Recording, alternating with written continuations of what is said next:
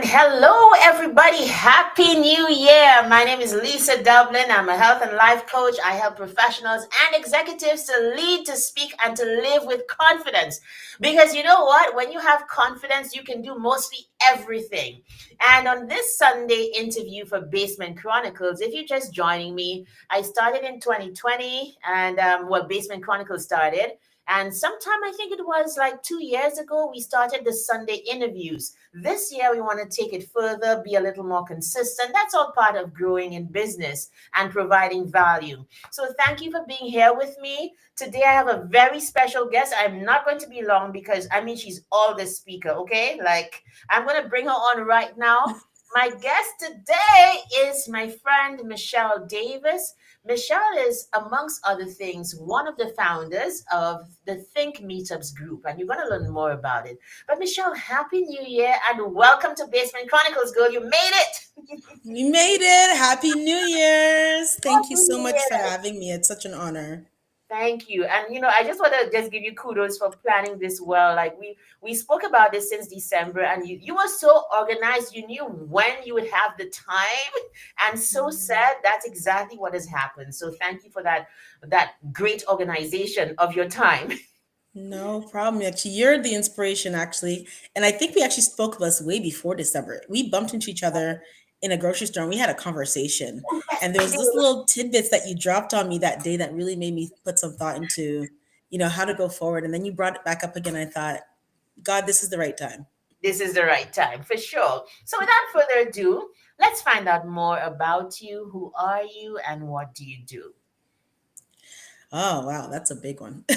Who am I? What do I do? Yeah. Um, So who are you? Let's so start with who are you. Let me start with the double questions. Well, I think we all kind of have our day jobs, our professions. So my day job, I work with this Edmonton Public School Board. I work within the trustee's office. I've been working with Edmonton Public since 2015 in various roles administratively. Um, but outside of my job role, I am a financial coach. So how did that come about in 2020? Just like yourself, actually, I had gotten debt free completely in June of 2020. My goodness. And it had been a long journey, emotional journey for God, I can't even think of how many years it had been to get there, probably 5 or 6 years. And I realized just how much financial literacy was not being promoted in Canada. In the States, they offer so many opportunities for financial literacy, and their banking system is not the most advanced banking system. Canada has a much more advanced banking system, but our financial literacy is so far Oh behind. my God. And Yeah. I looked at the government initiatives and saw what they were doing and saw that they're doing something, but I mean, it requires more individuals who have a heart and a passion to get on board and like, push this movement forward. So at that time, I started my company. It's called Woke Family Financial Coaching. For the obvious reason, we want Oh, to you awaken the work. spirits. We want to awaken people to, the financial literacy that is right in front of them so that they can create more prosperous futures for themselves and their families. Mhm. And so I went back to school. There's a certification course. I specifically did not want to become a financial planner. But I looked into the options for financial coaching. In Canada, there is no licensing for that. But what Okay. Canada does have is a licensing called an AFCC. It's an accredited financial counselor of Canada, because I really want to look more at the emotional side of money versus just the tangible side that we all see. So that's how Woke came about. And I Wow. just want to share my journey and my experiences and, share that knowledge and wisdom forward. Oh wow. I heard coach and like my antennas went up. Because it's the same thing with the life coaching. Like there's no regulation. You can get certified, but anybody can basically call themselves a life coach. So I'm wondering about Yes. that. Like what is in your opinion, a financial coach versus financial planner? As in, are you taking everything from financial planning into financial coaching and then adding on that nurturing part of it, or like what is the Actually, it's difference? the very opposite. Oh, So where the coaching came from for me, the passion for coaching came from for me was to share a small tidbit of my story. go ahead. In I can't remember what year it was now. I think it was 2013. Yes, the year before my daughter was born. My Mhm. mother passed away, and she worked for the government for 41 years for Canada Revenue Agency, and I thought her finances were set and stable when she passed. Everything was going to be fine. She always assured us. The total opposite happened. So when she passed, She had nothing. She didn't have insurances. She thought she had. She didn't have her foundation. Her financial foundation was actually pretty shoddy. And as a 26-year-old, that left me in a poor financial position where I was about $500,000 in debt. And I had to be strategic very quickly with no knowledge to figure out how am I going to restructure and strategize around managing this situation. I'm born and raised in Canada Yeah, and went through the full education system here in Canada. And I didn't even know where to start in terms of the thought process of how do I fix this situation because these are not things that we learned in school. right. Um, So so where at did you that start? time, My goodness. sorry, I said, so where did you start? Like that is I made a major. lot of mistakes. That's where I started. I started with a lot of mistakes. Good things and bad things came out of it. I decided to sell the house, but in that process, I had to pay for the funeral. I had to take a second mortgage, a private mortgage on a house that I just had lost my job. Mhm. Actually, no, I had closed down my company. So I had an management company at that time. I had it for about 8 years. I had made a decision to shut it down while my mother was sick. She had been in the hospital for 7 months, and being her primary caregiver was difficult. And Mhm. then I had gotten laid off from my full time job at the time. So I didn't Wow. know where to start and paying a mortgage at 26 and just all the things that come with losing a parent and the legal responsibilities that go with it. So I just made decisions on the whim that I thought were best in that moment, but that didn't leave me with a good foundation. And as I moved forward and had children and married and all those things, I just started off in a mess. So I just spent the last few years figuring out how do I get out of this mess and how do I never make this mistake again? And how Mhm. do I prepare a foundation for my children to not make these decisions or these mistakes ever again? Oh my goodness. But I'm thinking of the whole emotional burden of all of it. On top of the grief of death, to now have this mountain financial problem. So did you have a coach to deal with it? Like where did you start? Where did you start to pick up this, Michelle? Like where did you The start? coaching part came in there Mm, because technically I could have gone to a financial advisor for advice. But I think a lot of us face this fear, which is why would I go to a financial advisor if I don't have wealth for them to manage? And so I stayed away from a financial advisor when really that's where I should have gone.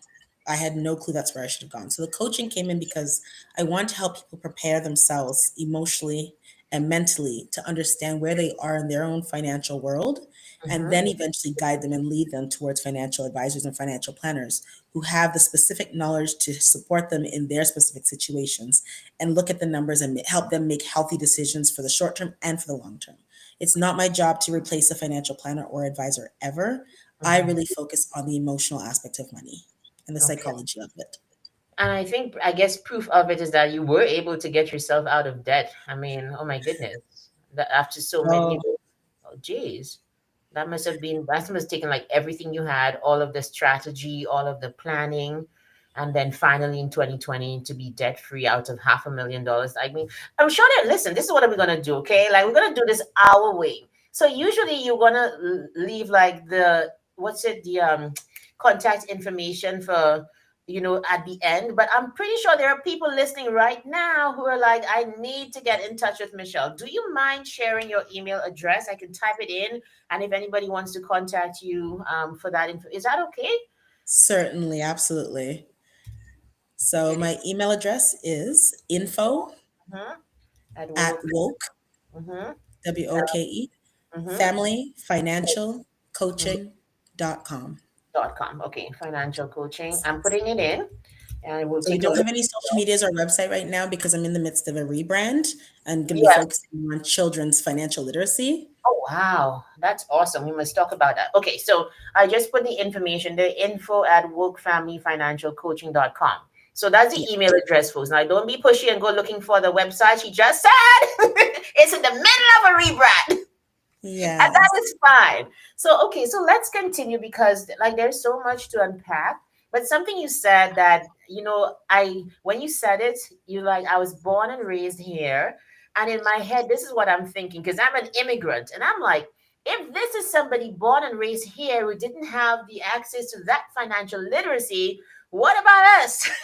Immigrants. Like we really have Yeah. to make sure we get in the game and we know exactly what we're doing, because it's very true that being part of this society does dictate that you know what you're doing financially. Just what it is. You said it Um, perfect. Thank you. I want to ask you about growing up in Canada. You remember when we did, was it at Rihanna Hall's event? Yes, Rihanna and Yes, Hoyle had yes. a We had Black Women in Business event. Black women in business, and we had this exchange where I think the differences between being Black really stood out because I'm Black and immigrant, you're Black and Mhm. Canadian. There are stark differences I've come to realize. And so I wanted to ask you about how was it growing up in Canada?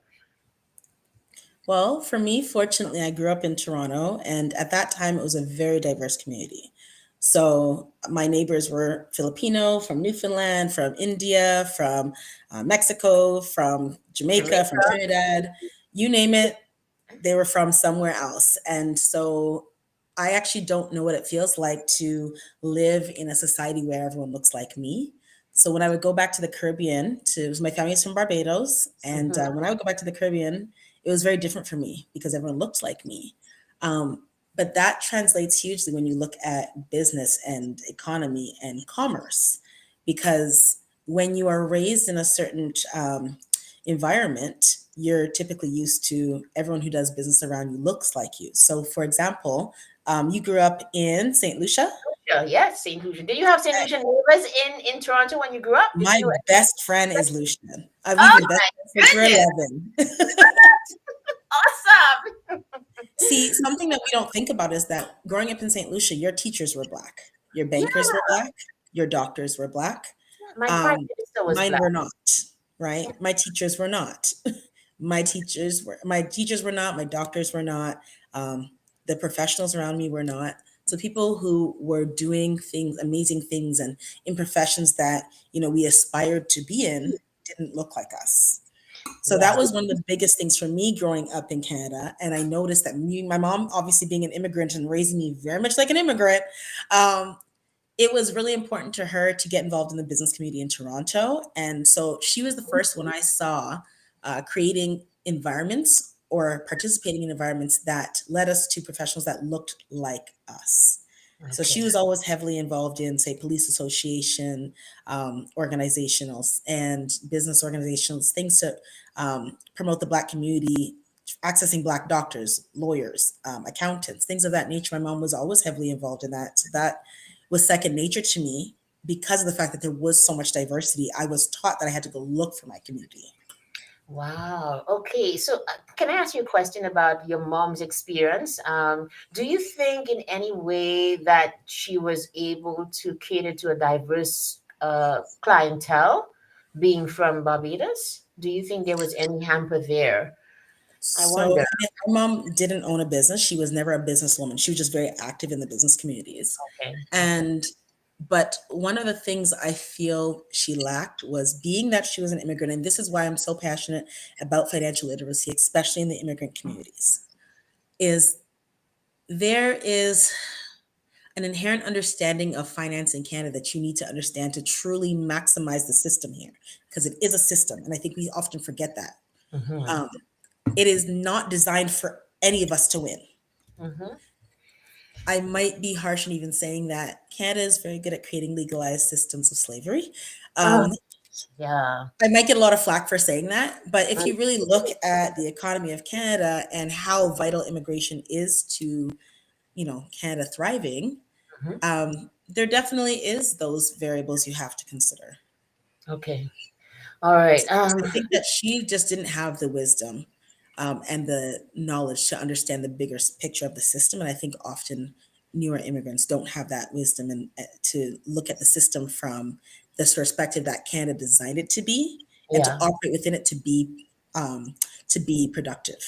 Yeah, that's very interesting. And I think you're putting the urgency on getting educated here, like getting knowing what you're supposed to do. You're a contributing member of society. You want to maximize your tax dollars and investment, that kind of thing. Thank you for that. Michelle, going back to when we did the Black Women in Business, that talk, one of the things that I'm thinking about is being from St. Lucia, as you rightly said, it is a homogenous society. Everybody looks like me, like even my teachers. You won't believe, and you're gonna laugh, right? one time, because I landed in Edmonton. My family has been here since 1975, so Oh, I'm kind of wow. second generation. Yeah. So although we're from St. Lucia, my uncle came, and then just this concentric circle of generations. Anywho, so Yes. that this is my first Canadian experience. I had to go to Mm. Toronto to get my son's passport or something. He's Trinidadian by birth, and I won't ever forget the shock of seeing a black bus driver. I felt like I had just come from the forest, okay? I was like, what? Yes. Because I didn't have that experience in Alberta. I had not seen. Right. I was like, okay. He was just talking normally and leading things, Yes. and it And was, what year was that? pardon? What year was that? This might have been, we were already up here, so this might have been about 2015, 2016. Oh, There. yes. The diversity is huge at that point. Yes. So now I see it a little more here in Edmonton. Like you see bus Yes. drivers, but even that was more similar to what I saw back home than what I Mhm. witnessed and experienced here in Alberta. So I was like, oh my gosh, Right. yeah, it's possible after all. That's the thing is, I grew up in the city, so it was diverse. But I've also lived Yeah, in more suburban or remote cities. So I have yeah. lived in St. Catharines, which was not diverse. That's just outside of Niagara in Hmm. Ontario. I've lived in Timmins, Ontario, which is far north, about 8 hours north of Toronto, Okay. where there's about three people who look like us in the whole town. And every time someone sees you, they mistake you for the other three people who live in town, and you don't look anything alike. You just have similar skin tone. I know, right? Had labels like this not me, this not or something of this sort. But I think like one of the advantages I've held on to being from a country that is for the most part homogenous is I love to say we have imagination for borders because we saw people like us doing things in leadership and so Yes. on.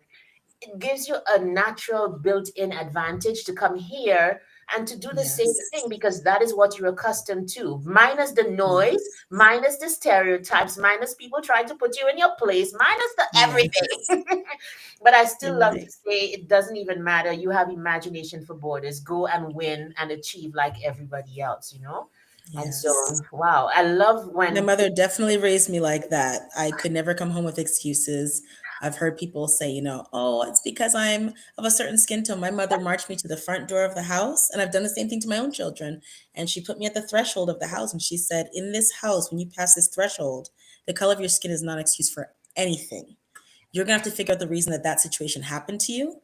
It doesn't mean that it's not race, but you're going to find a reason to overcome it and a way to overcome it because it's not always going to be that you stifle your growth just because of someone else's opinion.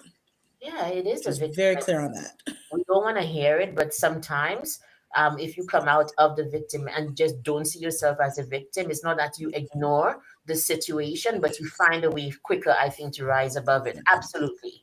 Okay, so next topic, Michelle, is about business. And you said a lot about how you started. I noticed that you always seem to have been enterprising. So tell us Always. about that. Tell us about you and business. What is the mindset that goes into somebody like that? Hmm. I did not grow up in a entrepreneurial home. Oh, you did. All of my family is government workers. My Ooh. mother worked for Revenue Canada. My aunts were all nurses or corrections officers. They all worked within the government system. I was very much raised and groomed, which is probably why I work for the school board now, that you must find a job that is a government based job and it will give you security. I Yes. just didn't feel that in my spirit though. Mm, When I was in college, my educational background is marketing. And a part of the marketing program is now you have to go out and, at that time, the project was Habitat for Humanity. So it becomes a case study. You're given X amount of merchandise and you need to physically go out to the malls and sell. You're put into groups. You each have different titles and different roles.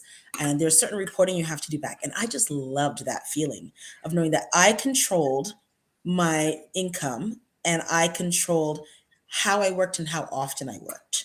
So I could put in a lot of time and a lot of effort and not get results. And then I have to put in more time. Or I could put in a lot of time, a lot of effective effort, get the results, and then I got to buy back my time. And I just found that to be such a beautiful dynamic. I fell in love with entrepreneurship after taking my program, and I just never went backwards. I Mm-hmm. was fortunate that when I left school, within a few years, I met my first business partner. Her name's Antoinette Antoine, and I met her kind of by fluke. I was looking at a venue. She was an event planner, and Why that does she was the sound first business. Caribbean? I'm sorry. Why does she sound like she has some Because she Caribbean? is. She is Trinidadian. Oh wow. Her name is currently Antoinette Ellis. She is now happily married with two beautiful children. Okay. But she was my first major mentor, and she exposed me to business. So when I met her, she was already starting to run a event management company, and I was in a situation where I had the flexibility with my job to really jump on board and really support her. Mhm. And I loved events, so we just kind of formed this organic and authentic relationship that blossomed into an amazing business venture over 8 years. And it just taught me so much, and I grew so much. I We grew from a two team, we just get everything done for the base bottom price, to a luxury event management company who only dealt with a high end clientele. We got to travel to Panama. We've gotten to travel to Turks and Caicos, Mexico. We've done amazing clients and some of the biggest events that you've seen. And that opportunity came from a lot of her mentorship and just jumping in there and putting up the bootstraps and just figuring it out. And then I had another mentor that came along in that space and time. His name was Paris Metha, and Mhm. he ran Design to Decor at the time. And he was younger than me, about 2 years younger than me. But between the two of them, they just provided so much mentorship I didn't even know was I had access to, or that I was capable of getting. And it just grew an entrepreneurial spirit with me, and it just took off from there. Wow. You're speaking about it with such relish, like it was something you Oh, very much cherished. What was the best part of those 8 years, in your opinion? even though they were mentors, they were family first. Oh, I wow. didn't know them from anywhere. They were not blood related, but they looked out for me and I looked out for them like family, genuinely. We had our personal best interests at heart, but we also understood that sometimes we're making sacrifices for today so that we can live better tomorrow. And they were always very cognizant of ensuring that the decisions that I'm making in that moment, are they actually going to be beneficial for my future? And if not, why was I making that decision? Oh, And wow. I don't think often our friendships are often very surface level, and these were friendships that were also business oriented, and they offered a different level of depth to them that allowed me to grow as a person in ways I don't think I could have with Mm. someone who's bringing a surface level friendship to the table. Yeah, authenticity is in. It seems like the Yes. more we get into like AI times and whatever, it's the more the greater the need is to have authentic anything, which is a good thing. I Yes. mean, we're right where we need to be then. That's what I see. Like as an authentic person, okay, I'm right where I need to be. If it's not authentic, I'm not showing up. Exactly. Sorry Yeah. about that. Right. So that business wrapped up. You did it for 8 years. And what was your next business venture? Tell us about the Well, rest of the journey so far. moving out here to Alberta, I thought that I could go back into the events industry, but being that I had no family support here, and anyone who knows anything about that industry, it consumes your entire life. I now Uh, had children, I was married, and I came here with no family supports. And so I tried getting work within that industry. It didn't go very well because I just could not have the availability with young children. So I mhm. thought, you know what, I'm going to pivot. And that's how I ended up working in education. But within a year or two, my heart was just sad. Oh, I'm why? not used to being I'm not used to being an employee. I God. had worked for myself for so long, Yeah. that you learn how to build your work life balance. So when I build my calendar every week, I build my personal life first, then I build my business around it. When you're an Oh, employee, you better show up 9 to 5 or whatever those sanctioned hours are, and then you better hope that you can get a personal life in around that. And after exactly. 2 years of doing that with young children, I realized I cannot do this forever. So I've been very intentional to build my life in a way that business can come first, while I maintain a job, and then eventually I will transition out of having a job and be full time within my businesses. Can I ask you a question about that balance? Like, how do you maintain it before we move on to the next section? Do we ever really maintain it? That's the Wow, real thank you so question. much. I'm so happy you said that. What is balance? I mean, If you're doing 60/40, you're doing amazing. Exactly. This thing about, yes, I try to balance and I try to have me time. Sometimes you just don't, okay? Yeah, yeah. I think we have to recognize that we go through seasons, and what are those seasons? At Yeah, this stage in my life, I'm really learning. Obviously, authenticity is important to me, but I'm really learning to be more authentic with myself. What season am I in, and what is the priority? Because some seasons, my children are the priority. Some seasons, my self care is the priority. Some seasons, business is the priority. And so my self care, my children take a backseat in those seasons. And right. I'm okay with that. And that's how I find my balance. What season am I in? Um, and I balance out, okay, well, if I'm going to be in this season right now, how long am I willing to be in this season? Is it going to be 2 months? Is it going to be 1 year? And if so, now let me organize myself accordingly to that and make it work for that time. And then when that time is expired, let's reevaluate where we're at and what the next change needs to be. Okay. So it sounds like you're thinking of seasons long term, not even within a Short week term or and long term, yeah, short term and both. long term. Yeah. So it means almost that prioritizing and me time and all of that self care depends on what is necessary at the time, as opposed to what is perhaps just prescribed. That makes sense to Yes. me. I'm a Absolutely. very focused and goal oriented person, and very competitive with myself. So Yeah. if I have a goal that's on the plate, and self care has to take a bit of a backseat, no problem. It doesn't mean I don't do self care. It just means the balance of self care is different than it would look like in another season. And I think life teaches you how to craft it so that you can fit life into yourself as opposed to just going with Yes. what's prescribed or so on. I think one of the Yes. biggest changes for me doing my business full time was realizing that I now had the choice to work when I was most effective. Which is not Mm. at 11 o'clock in the morning. I'm sorry. Like, no, no. Yes. I could work Yes. all night. I could work from like 12 midnight until the wee hours of the morning. I'm very productive Yes. then. And to have that ability to craft my business around the times It's at work, everything. yes, it fits. It just sinks. It like SYNCS. It sinks into life. Yeah, it Yes. really I'm does. like that too. I'm actually very much not organically, but I am Mhm. very much of an early morning person. I Yeah. have learned the skill set of being an early morning person. So those 5 a.m. people, I am definitely that person. Hey. I like being up at 4:30 a.m. before my children are awake. My productivity levels are extremely high between 4 a.m. till about 8 a.m. And Exactly. after that, I don't want to focus on work, but I'm happy to do it at that time of the morning. I want the rest of my day to be my day. Exactly. Makes sense, right? So let's talk about you being, native born here to Canada, but still being so involved in the immigrant community. What advice do you have for Black businesses in Edmonton? There's such a push all around us, right, Michelle? Like we're in so many groups together and everybody's nurturing and throwing things at the Black community. Do this, do that. My gosh, it's a like me included, right? But there's a lot of information. But in your opinion, distill it down to a couple things that we need to be cognizant of as Black businesses or Black business owners. I love that question so much, Lisa, Hmm. because it's actually probably the main pain point that keeps me involved in the community for that very reason. Um, I'm going to phrase this as politically correct as I can.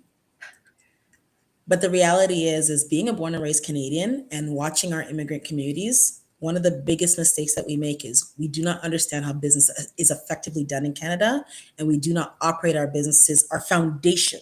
We do not create the foundation of our businesses in alignment with how big businesses are operated in Canada. So if your foundation as a small business has not been started effectively, you Hmm. cannot grow and scale, and the keyword I use is scale, into a larger business here in Canada very effectively. You will burn out first before you can scale.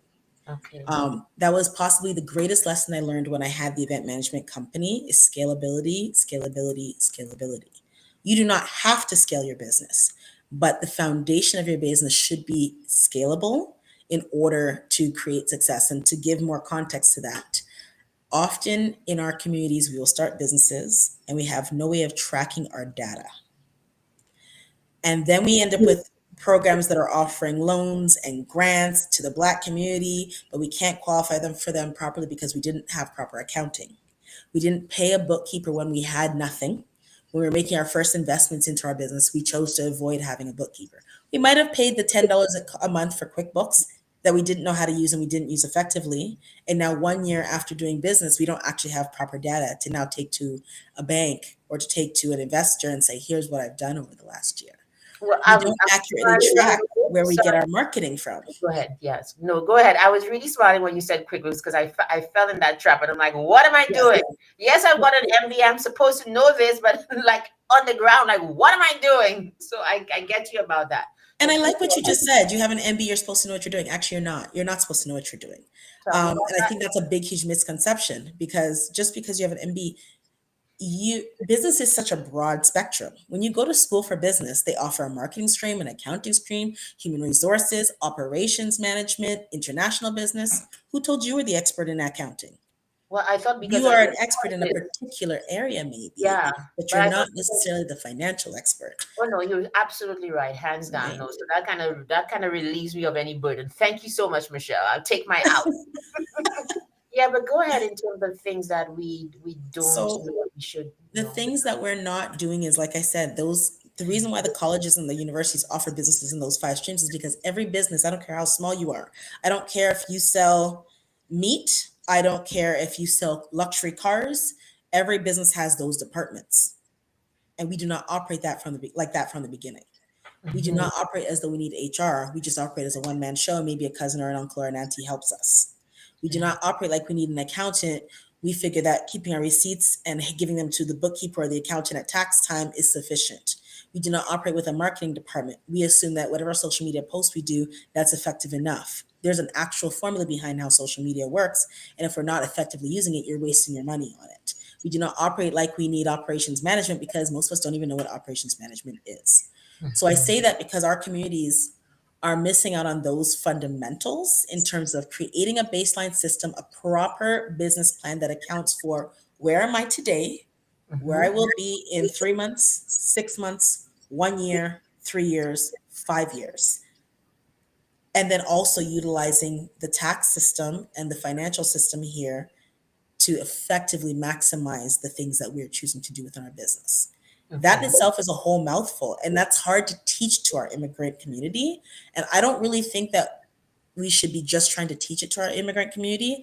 I think we should be supplying the support to just put them in a box. And that's something that my envision is that we have a system that almost treats our immigrant community like a build a box business. It doesn't matter what business you're coming with, that we're coming to one central unit and we're saying, okay, you need marketing for your meat producing, your meat cutting business. You Yes. need marketing for your car sales business. The point is, we are just marketing. Let's help you with marketing because the Yes. average person knows how to run their business, how to sell, how to negotiate, but they're not good at the marketing effectively. They're not Yes. necessarily good at the accounting effectively. They're not necessarily good at managing their man hours. Um, Mm-hmm. and how we can bring on staff effectively without having large budgets. These are Mm. things that we can get away with outside of the North American community. Okay, so So, I have two questions for you, right? Let's imagine. I love to think of like the micro thoughts they call it in marketing, like the things that people might be thinking to kind of come against what you're presenting. of And so course, there's two kinds of people, right? There's the immigrant who's like, well, I've made some money in my business already, Michelle, and I didn't have those things. So what then do I do? That's the first one. Do you want the second one? One time? yes, I do. Okay, the Yes, second go one is for it. that person who's just got a sinking feeling in the pit of their stomach while you were speaking, like, where do I even start? So I love that. yeah, let's Um, talk to them. so the first comment you said was about the person who says, I've already made some successes. Yeah, but There's and nothing wrong with making successes. I applaud. If you've sold $100 worth of goods over 1 year, I still applaud your efforts. yeah, But how do right. we get you to 1,000 next year? Yes. How do we get you to 100,000 the year after? How do we get you to 1 million? It's not just that I have done something for myself. Again, the key word I said earlier was scalability. Yeah. How long can you as an individual sustain this? Will this produce generational wealth for your family? If there was something major to happen, like say COVID, none of us expected that. Would your business go under because you didn't have a strategic plan? Yeah. These are factors that it's great that you're doing it. And I applaud those. There's so many people I meet every day. They've made 100,000 easy. They've made 400,000, half a million, 2, 3 million. Wow. But if something was to come that was unexpected, how well could their business sustain it? That's why I say scalability. Scalability allows for your business to take a hit and not completely fall apart Right. Right. because you have systems in place and your systems have systems. Mm-hmm. Okay, so that I think maybe that answer leads to the second question of where do I even start? Because that person too would be asking the question, how do I scale? Where do I begin? So Yeah. that question now leads us to the fact that Canada is an amazing country when it comes to entrepreneurship. Mm-hmm. Alberta specifically is extremely good at investing in individuals. However, I just don't think that we take the time to invest in learning what is available out there and actually getting ourselves involved. So, for example, I have been a part of many business programs here in Canada and specifically in Alberta. One of the major ones I was a part of was micro business. Now, I've sent a few people to the micro business program. I think I've had a few people accepted into the program. Nice. Excellent program. Okay. So I speak highly of that one because it's just a small example of what Canada offers in terms of programming to teach people or allow them to reach the next steps. Micro Mhm. business is a program that you're allowed to take. I don't know all the details and qualifiers for getting into the program and being supported financially, but I can speak to my own situation. In 2020, when obviously COVID hit, I took a leave of absence from my employment and strategically was able to get myself into the program. Now, what the program allows you to do is be on self employment EI. So, Mm, EI is already available if you're not working, but there's a different kind of EI available to us out there that not many people realize is called self employment EI. It operates very similar to EI, but slightly different. So the program is 10 months long, which is how long EI lasts. There's also alternative methods of being able to be funded that if you speak with a micro business organization, they can support you based on your unique situation. mhm. Long story short, it pays you when EI would pay you. And for 8 weeks, you're on in class training, learning everything that you need to know about marketing, accounting, man hours, NAICS codes, things that the average business owner doesn't understand about business in Canada. So Yes. academically, you're in class for 8 weeks. Then there's then the other 8 months to 10 months, I believe it is, you're getting coaching from one of the coaches within the micro business organization and they're going to support you in making sure you execute your business. Now, the beautiful part about self-employment EI and going through programs like micro business is that you do not get penalized for earning income. If you are on EI and you make an extra $600 for the month, EI will now take away that $600 from you. With Right. self-employment EI, you are not penalized. The objective is to help you to start a business and scale yourself financially. They want you to make money. So if Right. I'm on self-employment EI and going through these business programs, what would happen is that if I make $100 this month, I'm not being penalized on my self-employment EI. And if next month I'm able to scale and I make say $12,000 in 1 month, I'm still not being penalized. Oh They wow. want you to grow your business because entrepreneurship is really important to the Canadian economy. And it just so happens that, especially in the immigrant community, we are excellent business people, but often we don't know how to fully do exactly what the programs can help us to do within the Canadian markets. So, Mhm. programs like micro business, there's a lot of other programs that exist out there to that scale and to other scales. And if we just access those programs, we will find all the information that we need. Thank you for that. Just a point of interest. You said we. Oh my goodness. You said we, as in the immigrant community. Do you consider yourself immigrant? Like of the immigrant community? Oh my goodness. Where did Well, that come I from, will Michelle definitely Davis? say, yeah, of course. You know what? I am born and raised here, but Yeah. there are a lot of things that the immigrant community has faced and is currently facing that I have, if not currently experienced myself, I have experienced at some point in time. Mm. I have a great education. I'm a very intelligent individual, more than capable. And there's many of times I've walked in. I mean, my hair is done right now, but I have locks, and sometimes my locks are just down and out. And I'm my beautiful. name, my name is very misleading. Michelle Davis Yeah. is a very North American name. Everybody. Yep. My resume speaks to my abilities, and I walk into the room and they're looking for Michelle Davis because it can't be this black girl. Wow. So So I know that and being born and raised here, I know how to address that a little bit better than maybe someone who's not from here. can you speak to that very quickly? Like, how would you address something like that? I can imagine the average immigrant person going in and being very affronted. Okay, like, Yeah. how dare you? Jesus It is goes the back to what my answer. mother said. It goes back to exactly what my mother said. It's not an excuse. It doesn't mean that it didn't really happen in real time. I have been offended many times when I walk into a room. Yeah, It doesn't mean that it's not happening. But how am I going to overcome this without focusing on that? yeah, So which is as immigrants, we come and we walk into rooms and we know that we're being, let's just say, treated differently or mhm, looked upon differently or not regarded as well as we should be based on physical appearances. But our resumes speak volumes of who we are and our capacities. mhm. And when we walk in the room, we now internalize that. That feeling that you're getting in that room is not your problem. That's the problem of the person who's projecting it off of them. Right. Okay. Your problem is to project who you are, what you stand for, and what you can bring to this organization. Outside of that, I don't have any other objectives in this room except for to be me. You So take you me or you leave me. right. So you just constrain. You control what you can control. In other words, is that it? Wow. Exactly. And That's it's a easier said than done. Don't get me wrong.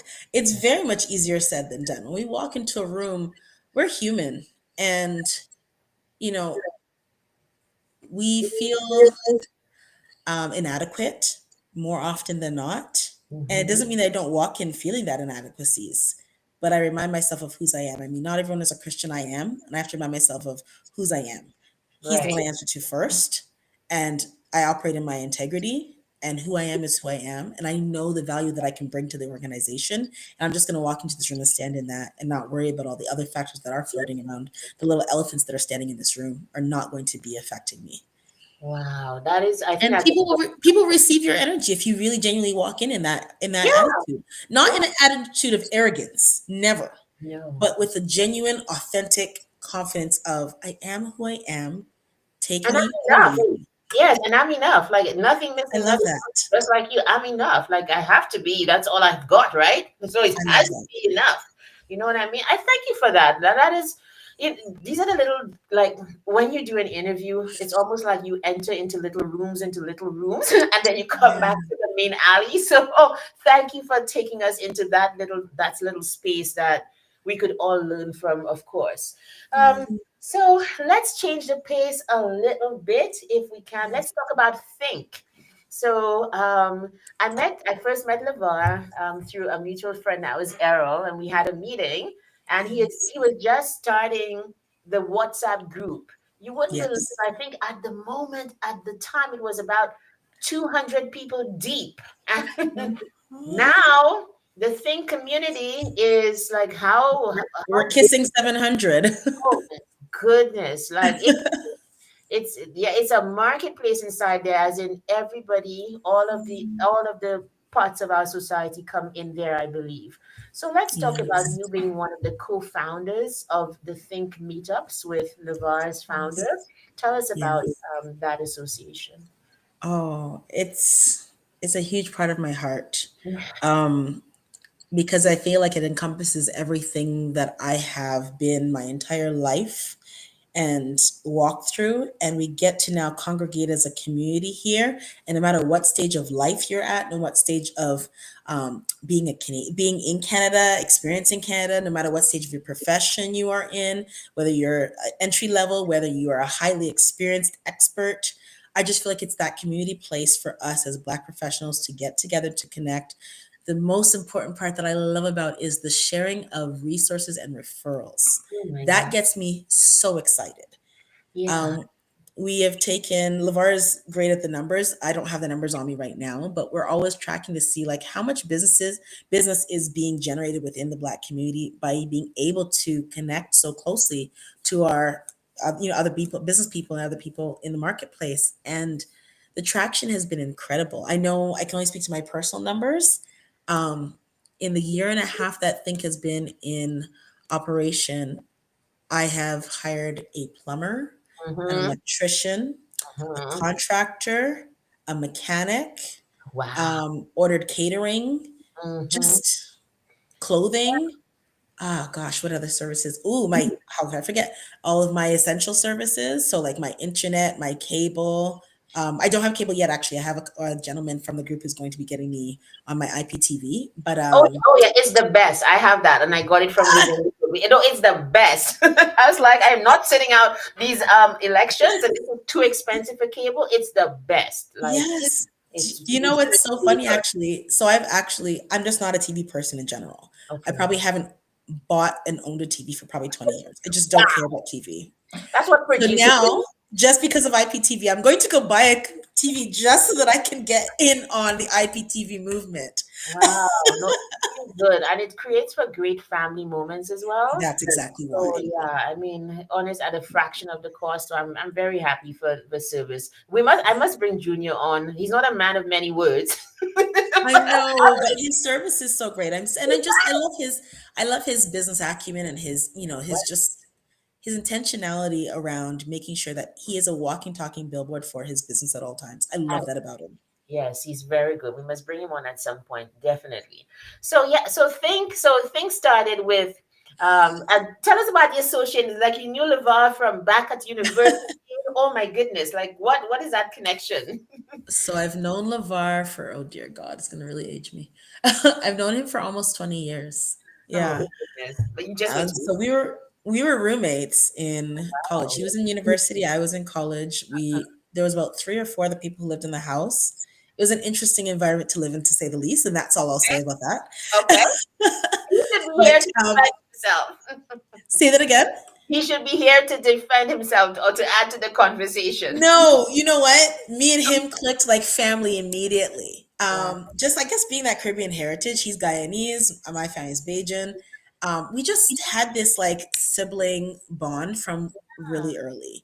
I used to work night shifts while I was going to school full time, and sometimes he would have cooked in the daytime, and he'd either leave food in the fridge for me, or he'd stop by my work in the middle of the night and just drop off some food for me, and Wow. vice versa. I had a car and he didn't, and he used to work. I won't say where he used to work if he Yeah. wants to save face. Okay. But I mean, he started shifts at 5 a.m. in the morning, and he Wow. could have walked there, but it was a massive steep hill to get to his workplace, and it would Uh-huh. have taken him about at least 30 minutes to walk there. I had a car, so even if it was he started shifts at 5 a.m., I would just say, okay, wake me up in the mornings and I'll drive you to work. And it took me like 5 minutes of my time to go drop him to work and come back, and I go right back to sleep. We Right. just operated as family from the beginning. And when our leases expired in that space that we were living in, we Mhm. decided, you know what? Let's go find a place together. And he had one other friend. And so the three of us went and found a house that we really liked, and we became roommates in that house now. Mhm. And the rest is history. So Yeah. um, even And when you my know, mother you was just have passing away on her deathbed, LeVar and his wife now, was girlfriend at the time, they were by my wow. mother's side as she was passing away. Like Oh, they've that's just been family for so long.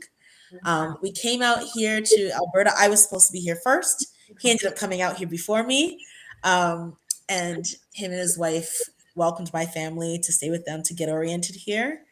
And just the experience of being here for the few years, I just realized there was such an awesome community here, but I didn't really know where to reach out and find the people in the Black community here. It was just sparse. It was kind of separated. It was all little pockets. And so it really started because LeVar and one of the other co-founders, Mhm. Chantel, she's actually a lawyer here in Sherwood Park. Mhm. She's also originally from Toronto. So all of us are actually from Toronto. Sorry, people. Yeah. No native Edmontonians on the ticket. Not until, well, we all claim we have a joking name for ourselves. We call ourselves former Tarians. We are former Ontarians. We are not going back. We are very happy here in Alberta. Good. Let nobody in Toronto hear you guys. Okay. That's okay. I want them to hear us loud and clear. They don't know what they're missing out on. I'm okay All with right. it. I'm For now a a proud place that's Albertan. called Sorry. right for a place that I heard Torontonians calling Dedmonton. Right. Like I'm like, That's why? okay. You should come Let them call it here. Edmonton all they It's want. Both not. places have their value, but I Exactly. love and appreciate the balance that I find here as a family, having children. I just think Mhm. Alberta's been a great space for me. Yeah. Yeah. It's For allowed sure. me flexibility that I may not have had being in Ontario. Yeah. So to fast forward, Chantel came out here as well. And LeVar, I guess he was having a conversation with Chantel, and they were bouncing ideas off each other. They're actually mentoring each other in their professional lives, Mhm. just kind of having conversations to help kind of source through problems that they were having and, look at it from different perspectives. And I think the conversation came up about like, we're missing this in our Black community. We need to be able to have more people getting together and being able to talk about professionally where they're at, where they want to go, negotiations, understanding the bigger pictures, professionalisms. There's just all these elements that sometimes we just want to talk to someone who looks like us and has similar experiences so we Yep. can navigate the waters of our professional lives. Mm-hmm. And so Mm-hmm. that conversation, it would springboard into Lavar, on the day that my youngest, she's 2 now, she was being dedicated. We had her dedicated at church, and we went for lunch afterwards. And Lavar's telling me about this conversation him and Chantel had. He's telling me about the name for the group, and I was like, I think it's a great idea. We should adjust the name a little bit, and then why don't we just start it right now instead of talking about it? He's like, Hey, why not? So we're sitting over lunch, literally, and we opened the WhatsApp group, and he started adding people. He added me as an admin, and we started throwing in people who we knew were professionals. And the group started off with like maybe 25, 30 people. And it was just an organic, yeah. let's just put this together. There was no plan for where it has come to. Mm. We quickly had to shift gears and create a plan for Yeah. that. Very quickly. Right? And I remember that first month or two where we're like, this is awesome. We have like 45 people here, like-minded Black professionals. This is amazing. And we're like, wait a second, it's 75. Hold on, But it's 125. Hold on, it's 250. What the heck is going on? but I mean, it moves so quickly and it continues to So grow, which is it continues to grow. so Wow. even the in-person meetups, that was not necessarily, we always had planned to do the in-person, but the way that it happened, we just were like, well, there's three people in the group. We have to do something with them. So we started doing in-person meetups, and Yeah. the in-person meetups take place at different Black-owned establishments across Edmonton. We will eventually be expanding into other cities, Grand Prairie, Calgary, etc. Okay. Um, but at this current point, we're in Edmonton, and it's been going lovely. We every third Friday of the month, with the And what? exception of December and July and August, we do not do events then. Mhm. Third Friday of the month, we meet at a different Black-owned establishment to feature and showcase that establishment, and just bring patronize the establishment, bring awareness, and then also the individuals who are attending, they get to pitch their businesses and talk about who they are and what they do. And it's just been such an organic and amazing venture, and I'm just proud to be a part of it because I know we're just kissing, like just as the tip of the iceberg that we've hit, and Yeah. there's so much bigger to go. Awesome. And so the point of the group is to network, to Yes. grow, to educate. Anything Yes. we're missing in terms of The key thing is to connect, network, and collaborate. connect? We Okay. want to be able to connect our people. So we have a huge web of individuals in the Black community. We have not touched all of them because if we're only sitting at less than 700, the actual Black population of Alberta, or specifically Edmonton, is much greater than that. So clearly, we're just kissing the tip of the iceberg. There's so many more people to reach, Mhm. and get them connected. But the next two things are is to network to find out more information. So that sharing and exchange of information. What I just shared about micro business program, Mhm. whoever's listening, maybe that's going to help two or three people. I know through doing the meetups, I've been able to support two or three people to go apply for the program. I know for sure two individuals who have gotten in. I actually met someone who um, was at one of our events, and she was just finishing the program as well too.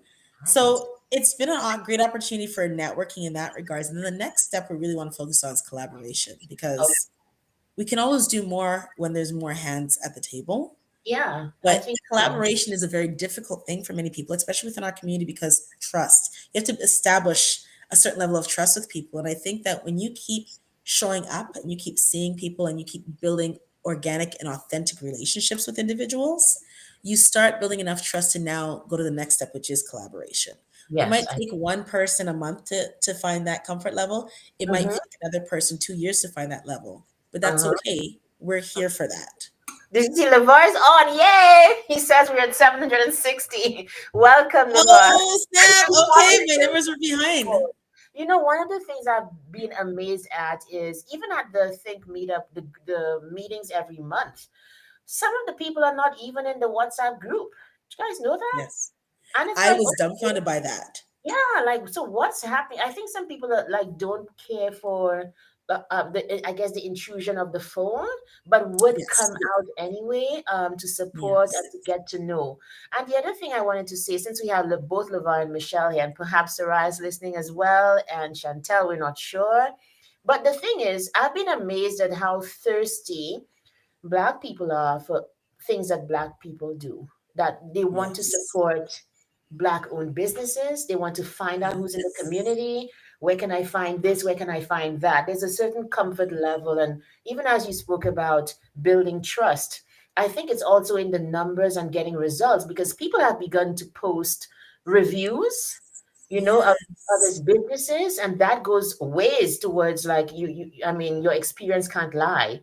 That's how I got with IPTV, because Levar posted about how he got it, and I was like, okay, let me go find out. Exactly. So We it's want to. I think we're naturally inherently we find comfort in our own communities. I don't care how much we're integrated into other communities. We find comfort in our own communities because things are familiar and they're more tailored to what our authentic and organic experiences are. yeah, Um, and so being able to reach out and know, hey, I need someone who does hair. I don't want to take a referral off of, let's just be honest, no offense. I don't necessarily want to take a referral off of Google because I don't know who the clientele is behind that. Because just because it is a Black stylist, who is their main clientele? This you is don't Edmonton. know Maybe they actually don't have a full Black clientele. And so the reviews are coming from people who don't have hair like mine. So I exactly. do want to meet someone who does have hair like mine and take a personal reference from them as they say, oh, this is the person I always go to. You need to see them. Yeah. Um, Even just getting a mechanic, to be very honest. Actually, I forget mechanics.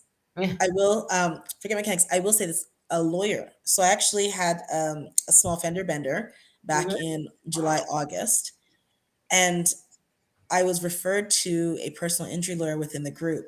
mm-hmm, And to have someone who looks like me advocate for me gave mm-hmm. me so much comfort. And I was so appreciative of being handed directly over to someone who not only looked like me, but could advocate for me and understands my socioeconomic and cultural circumstances in a way that they can guide me effectively and appropriately. And especially in the financial world, it's Yes. really important for someone who's handling your finances to look like you. Lavari happens to be a branch manager at a Mm-hmm. bank.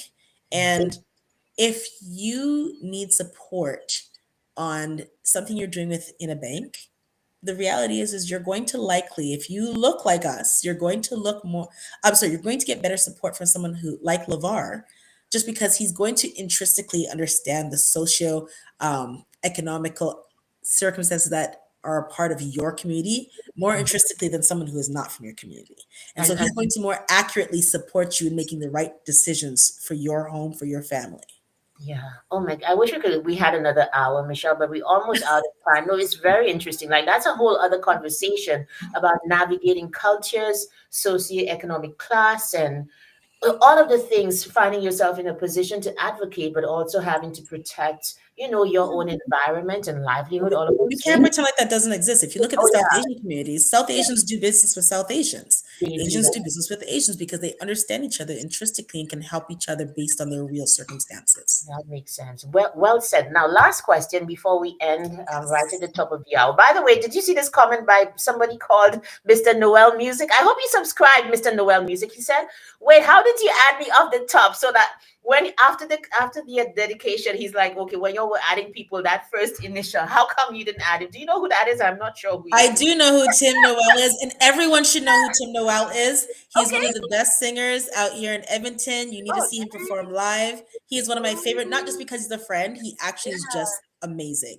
So Oh, if you nice. haven't seen Tim Noel performing live, I'm sorry that I missed your New Year's Eve special that you did. I was in Toronto, but I promise I'll be at the next one.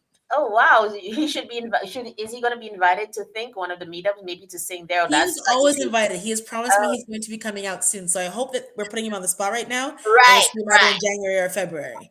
Good. There we go. Okay, last question for you. This one's a curious question. I'm trying to do, like, what's this guy's name? Stephen Bartlett. He always has this very philosophical question at the end. Here's my version of it. In this world, Michelle, like, what are you curious about? What are you curious about? I don't want to add anything to that. I feel so cliche saying it, Not but like worldly, right? It's not worldly. the human spirit. just the human spirit. Like, why are we all doing what we do? Why? Why do we make the decisions that we make every single day? Just who are we intrinsically at our core? I think that, especially in North America, where it's such a commercialized society, we kind of lose our core value Mm-hmm. and we make decisions. Even I love talking about financial literacy, and it's really important to build family wealth and generational wealth and things of that nature. But if you asked me, and the pastor said this today at church, so I'm going to say this again because I felt that the way he phrased this was so powerful. Mm-hmm. Everything that you're working for, you're doing every single day, that you prioritize and say that is a major part of who you are and is priority and importance. If they told you you had 2 weeks left to live, would those things be as important as you said? Oh my goodness, that is an amazing and damaging question. It's a dangerous question. Dangerous because some of the things we might be doing right now might actually be irrelevant. Oh my I gosh. fight for financial literacy. I fight for my Black community. I fight for business. But at the end of the day, if I had 2 weeks left, I only want my children and the people closest to me around me. And I just want to love and embrace them and spend as much time as I can with them. So I always think about, like, why do we do what we do? So, like, I even when we talked about balance, Yeah. I look at balance as, yes, I'm a human and I have these ambitions and I like to do this and I like to do that. And I go through seasons where certain things are more important. But at the end of the day, I try to make my decisions based on my core values. Yeah. Wow. That's a And so I love. think about that a lot. Thank you for that. I mean, I have so many other questions about it, but we're going to end here. I want to add what Mr. Noel Music says. He says, this is a wonderful conversation. And Michelle, you are a gem. I'm sure Thank you. everyone who's been listening, I was so excited to have you on the program. I'm excited to be here, Lisa. I have to, like, I know it's your show, but I have to just take a moment to, like, just edify you. I fangirl about you all the time because two reasons. I have been told so many times about the intrinsic powers that I hold, and I should be doing this and I should be doing that. But what people don't see is that sometimes our circumstances create a lot of self doubt. And over the past year, Lisa, you have been the number one person who has not just spoken life into me, but who has made me actively prioritize not forgetting my value and actually operating in my powers and being intentional to say, I will be the greatest version of myself. We had some amazing conversations. Some of them were just fast, quick conversations. Some of them were more in depth conversations, but you have been such an influence and an inspiration for me. And I just want to thank you for being who you are, for showing up in your authenticity, for giving of yourself the way you do, for just being a light for so many people and shining a light on so many people. So thank you for what you do. Don't stop. I appreciate you. I can't wait to hear more about your speaker series. I can't wait Oh, to be trained by you. yeah, we need to tell the people. Thank you so much for these kind words. And like Michelle is the kind of person, like I'm a speaker and I train speakers. So I'm that person who stands at attention when I hear talent. And every time I hear you speak at Think, I'm like, my goodness, this is somebody who's got the gift. My God, like where do we go with this? And so can I say that I approach you and said, let me train you as a speaker? I did Yes. because when you have this kind of talent, it can go places. It's not you've got the gift of the gab, but you also have something to say, and that is the magic conversation and combination. So I'm hoping like let's see what happens. We're gonna do this, and 2025 is going to be great. yes, I thank God for you. So thank you, Michelle. And everybody, thank you for listening. Please write the comments, like the video. Please subscribe to Basement Chronicles. We want to bring on more of the Edmontonian community, just to see, let's see what there is to see. This is another avenue for that on a Sunday. So thank you, everybody, and enjoy the rest of the Sunday lunch. Thank you, Lisa, for having me. Have a beautiful Sunday. Yes, everybody. Bye. Take care.